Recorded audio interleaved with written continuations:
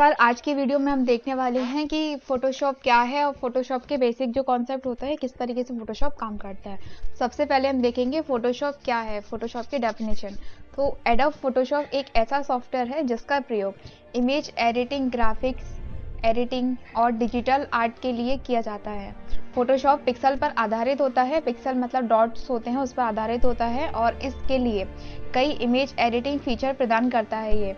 ठीक है, ये लेयर बेस्ड एडिटिंग सिस्टम का प्रयोग करता है जिसे हम इमेज एडिटिंग और स्मार्ट तरीके डिफरेंट टाइप के होते हैं इसके अंदर। इसमें लेयर और हमारे पिक्सल्स से मिलकर हमारी इमेज बनती है और इमेज के ऊपर हम जो भी इफेक्ट डालते हैं उसे हम इफेक्ट कहते हैं या फिर हम उसे लेयर कहते हैं। ये हम आगे भी देखेंगे, है ना। इसके बाद जो हमारा अगला है वो है हमारा फोटोशॉप का यूज़। किन किन क्षेत्रों में फोटोशॉप का हम इस्तेमाल करते हैं। तो फोटोशॉप का इस्तेमाल किया जाता है इमेज एडिटिंग के लिए, टूल एप्लीकेशन बनाने के लिए, ये सिलेक्शंस क्रिएशन के लिए, लेयर के लिए हम इसका इस्तेमाल कर सकते हैं, फिल्टर प्रीव्यू के लिए करते हैं, ड्राइंग एंड पेंटिंग के लिए हम इसका इस्तेमाल करते हैं, यानी कि ग्राफिक डिज़ाइनिंग के लिए, इमेज एडिटिंग के लिए, इन सब के लिए हम इसका इस्तेमाल करते हैं फ़ोटोशॉप का। दैन इसी के बाद हमारा जो अगला ऑप्शन है वो है हमारा फ़ोटोशॉप के क्या क्या फ़ायदे होते हैं। प्रोफाइल्स होती हैं जिसमें फ़ोटोशॉप में इमेज की क्वालिटी को बढ़ा सकते हैं, जैसे किसी भी पिक्चर को ब्रल करना हो गया, उसको क्लियर करना हो गया, क्रॉपिंग करना हो गया, इनहेंसिंग करना हो गया, तो ये सारे ऑप्शन हमें फ़ोटोशॉप में ही मिलते हैं। और इसके बाद सेकंड है आपका, किसी भी फ़ोटो को हम चाहें तो उसे बदल सकते हैं कोई भी कलर मोड के अंदर, जूमिंग वगैरह हमें करना है। इसमें इमेज एडिटिंग करने के बहुत सारे अलग अलग फॉर्मेट दिए होते हैं, हम एक ही फाइल को सेव कर सकते हैं मल्टीपल ऑप्शन फॉर्मेट के साथ, जेपीजी, पीएनजी वगैरह आदि फॉर्मेट होते हैं, उन सब के साथ हम इसे एडिट कर सकते हैं। फ़ोटो एडिटिंग के साथ ही सेव किए जाने वाले इमेज की साइज को भी हम अपनी मर्जी से उसको एडजस्ट कर सकते हैं, रिसाइज कर सकते हैं। 1 MB की फ़ाइल है, 2 MB की करना है, 25 MB की करना है, हम जितनी चाहे उतनी यहाँ पे इसको अपने हिसाब से अरेंज कर सकते हैं। देन इसी के बाद हमें अगला दिखता है फ़ोटोशॉप में अगर आप थोड़ी सी नॉलेज रखते हैं तो आप इसका इस्तेमाल करना शुरू कर सकते हैं। फ़ोटोशॉप के अंदर अगर थोड़ी सी नॉलेज रखते हो कि एडिटिंग वगैरह, क्रॉपिंग वगैरह कैसे होता है, तो हम आसानी से फ़ोटोशॉप इस्तेमाल कर सकते हैं। ठीक है, तो ये होता है बेसिकली हमारा यहाँ पे फ़ोटोशॉप के कुछ फ़ायदे। जस्ट इसके बाद जो हमारा अगला ऑप्शन है वो है हमारे फ़ोटोशॉप के टूल्स। तो टूल्स में हमें टूल्स की विंडो दी है, जैसे ये वाला सिलेक्शन दिख रहा है हमें, ये वाला सिलेक्शन है, इसको हम बोलते हैं मूव टूल। ये होता है हमारा लासो टूल। क्रॉप टूल हमें दिया है इमेजेस को क्रॉप करने के लिए। ये कलर पिकर टूल दिया है, ये हमें ब्रश टूल दिए हैं। तो ये इसके कुछ अलग अलग टूल्स दिए हैं, हर टूल्स को हम यहाँ पे वर्किंग को पूरा समझेंगे। इसके बाद जो नेक्स्ट है आपका वो है फ़ोटोशॉप का इंट्रो विंडो। तो फोटोशॉप की विंडो कुछ इस प्रकार से हमें दिखाई दे रही है। तो इस फोटोशॉप की विंडो में टॉप रो जो होती है हमारी फर्स्ट लाइन, उसे हम क्या कहते हैं, टाइटल। जैसे इसके बाद जो सेकंड होता है उसे हम क्या कहते हैं, मेन्यू बार। और उसके नीचे जो मिलती है लाइन उसे क्या बोलते हैं, ऑप्शन। और जो हमारे इस टाइप हमें दिखाई दे रहे हैं, इधर हमें टूल दिखाई देते हैं, तो इनको हम क्या बोलते हैं, टूल बार। और जिस पेज पे हम काम करते हैं वो क्या है, हमारा करंट डॉक्यूमेंट। और लास्ट में हमें क्या दिखाई देता है, इसका यहाँ पे सिंबल से हमें स्टेटस बार दिखाई देता है इसी सॉफ्टवेयर का। अब इसी को हम थोड़ा सा प्रैक्टिकली समझते हैं अपने विंडो वाले भाग को। तो इसके लिए चलते हैं हम सीधे डेस्कटॉप स्क्रीन के पास। और स्क्रीन पे जाने के बाद यहाँ जो स्टार्ट बटन हमें दिया गया है, यहाँ हमें क्लिक करना है और सिंपल से हम यहाँ सर्च करेंगे फ़ोटोशॉप। हमने यहाँ फ़ोटोशॉप लिखा तो फ़ोटोशॉप की स्क्रीन हमारे पास आ गई है। तो यहाँ से हम इसको ओपन कर सकते हैं, या फिर इसी के जस्ट बाद हम दूसरा तरीका फॉलो करते हैं, वो है हम कीबोर्ड से प्रेस करते हैं Window+R। जैसे हम Window+R दबाते हैं हमारे पास ये रन कमांड बॉक्स ओपन होके आ जाता है। तो इसी के अंदर हमें यहाँ लिखना रहेगा फ़ोटोशॉप। वो यहाँ पे ओपन होके आ जाता है। जैसे ये विंडो हमारे पास आ जाएगा तो हमने आपको बताया था ये जो हम लिखा हुआ है फोटोशॉप का नाम, एडोब फोटोशॉप, इसे हम क्या कहते हैं, टाइटल बार। और इसी के नीचे हमें ऑप्शन दिख रहा है, file, edit, image, layer, select, filter, view, window, then help. ये सारे हमारे क्या होते हैं, मेन्यू बार होते हैं। जस्ट इसी के बाद ये जो हमें लाइन दिख रही है इसको हम क्या बोलते हैं, अपना ऑप्शन बार कहते हैं। क्लियर। और उसी के बाद हमें टूल्स दिख रहे हैं, तो ये क्या है, हमारी टूल बार हो जाती है। और ये वर्किंग एरिया हमारा हो गया। और इसके अंदर अगर हम कोई पेज लेते हैं तो पेज जब हम लेंगे तो ये हमारा क्या हो गया, हमारा वर्किंग एरिया हो गया, डॉक्यूमेंट वर्किंग व्यू हो गया। क्लियर। तो यहाँ पे जैसे मान के चलो, और यहाँ पे आपको अलग अलग सेक्शंस दिखाई दे रहे हैं, जैसे ये लेयर का सेक्शन दिया हुआ है हमें, ठीक है, इसको हम हटा देते हैं। हिस्ट्री का सेक्शन दिया है, तो आप इसे भी अपने हिसाब से देख सकते हो। कलर का सेक्शन दिया, नेविगेटर दिया हुआ है। तो मान के चलिए अगर आपके पास ये सारी चीज़ें हट जाती हैं, आपको वापस लेके आना है, तो हम कहाँ से लाते हैं इसके अंदर, विंडो टैब को।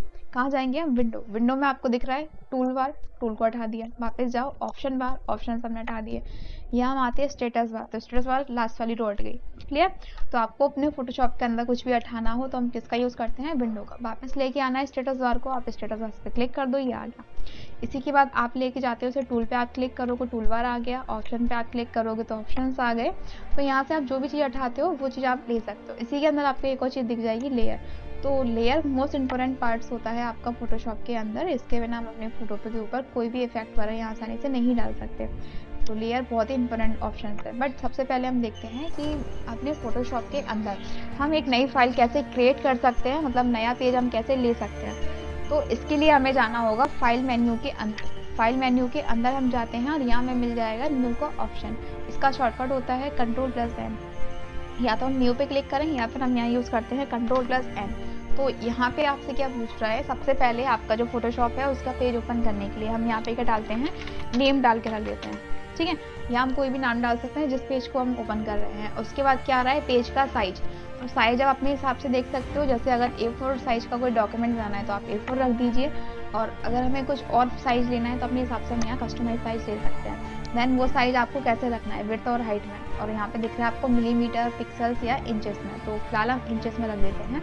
तो इंचेस में हम ज़्यादातर यूज़ करते हैं, बाकी आप अपनी नीड के हिसाब से अपने हिसाब से आप इसे कर सकते हैं। इसी के बाद आपको दिख जाएगा यहाँ पे मोड ऑप्शन। मोड हमें क्या रखना है यहाँ पे, तो हमें डिफरेंट टाइप के कलर मोड यहाँ दिए हैं। जैसे बिटमैप इमेज हमें दिया हुआ है, वेक्टर इमेजेस अगर हम बना रहे हैं तो बिटमैप इमेजेस का हम यूज़ करेंगे। उसके बाद दिख रहा है ग्रे स्केल।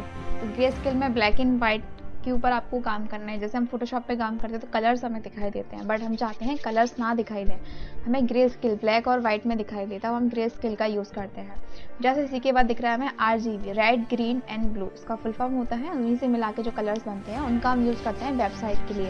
यानी कि जब भी कोई वेबसाइट्स वगैरह होती है उनके लिए हमें कुछ पिक्चर्स वगैरह डिज़ाइन करने हैं तो उस टाइम हम इसका यूज़ करेंगे। CMY के कलर्स जो दिए हैं ये चलता है हमारा प्रिंटर के अंदर। जैसे हमें कोई बना के डॉक्यूमेंट को या फोटोज़ को बना के हमें उसको प्रिंट निकालना है तो हम किस फॉर्मेट में काम करते हैं, CMY के कलर्स में। ठीक है, और लैब कलर मतलब लैब में अगर हमें कुछ वर्क करना है तो लैब कलर का हम इस्तेमाल करते हैं। तो फिलहाल हम रखते हैं यहाँ पे क्या, RGB कलर्स को हम यहाँ फिक्स करते हैं। और कॉन्टेंट्स पे आप जाओगे तो कॉन्टेंट पे आपको क्या दिख रहा है, कॉन्टेंट्स पे यहाँ पे white background colour then transparency. तो वाइट हम लेते हैं और वाइट को हम कर देते हैं ओके। तो आपको दिख रहा है यहाँ पे पेज के पीछे कौन सा कलर आया है, वाइट कलर आया है। दोबारा Ctrl+N करते हैं और इस बार हम रख देते हैं ट्रांसपेरेंट बैकग्राउंड और इसको हम लेते हैं। तो ट्रांसपेरेंट बैकग्राउंड देखिए ये कुछ इस टाइप से आ गया। क्लियर। और ये कलर होता है तो यहाँ से हम एक कलर लेके रखते हैं, ये वाला। अब हम इसको एक बार और Ctrl+N करते हैं और बैकग्राउंड कलर पे हम क्लिक कर देते हैं। तो आप देख सकते हो यहाँ पे क्या आ रहा है, हमारे पास एक रेड कलर आ रहा है। समझ गए, यानी कि यहाँ जो कलर होगा वो कलर का पेज आता है तो उसे हम बोलते हैं बैकग्राउंड कलर। और अगर हमारे पेज के अंदर पीछे ट्रांसपेरेंसी आया यहाँ पे, मतलब इसके अंदर जो भी रखा होगा वो हमें कुछ भी दिखाई नहीं देगा केवल लेयर के अलावा। तो ये होता है हमारा ट्रांसपेरेंसी पेज और ये होता है हमारा वाइट पेज। तो आपको इतना समझ में आया होगा कि Ctrl+N करके जब भी हम अपने फोटोशॉप के अंदर नया फाइल ओपन करते हैं तो उसके अंदर हमें यहाँ पे ट्रांसपेरेंस ऑप्शन और वाइट कलर क्या दिया हुआ, फिलहाल हम वाइट ही रखते हैं। ओके, तो ये जो ऑप्शंस हमारे, इससे हम क्या कर सकते हैं, अपना वर्किंग पेज खोल सकते हैं। इसी के बाद जो हमारा फाइल मेन्यू है, तो फाइल मेन्यू के अंदर हमें जो सेकंड ऑप्शन दिया है वो दिया है हमारा ओपन का ऑप्शन। तो यहाँ से हमको एक नई फाइल ओपन करके देख सकते हैं। जैसे डेस्कटॉप पे हम जाते हैं, डेस्कटॉप के पास हमारे पास जो भी इमेजेस अवेलेबल हैं वो इमेजेस हम यहाँ पे ओपन कर सकते हैं। सबसे पहले हम यहाँ पे आते हैं ओपन पे और जो इमेज हमें मिल जाए उस इमेज पे हम क्लिक करते हैं और सिंपल से हम यहाँ इमेज लेके देख सकते हैं। तो ये इमेज हम कुछ इस टाइप से ले सकते हैं। अभी की वीडियो में सिर्फ इतना ही, बाकी हम नेक्स्ट वीडियो में कवर करते हैं।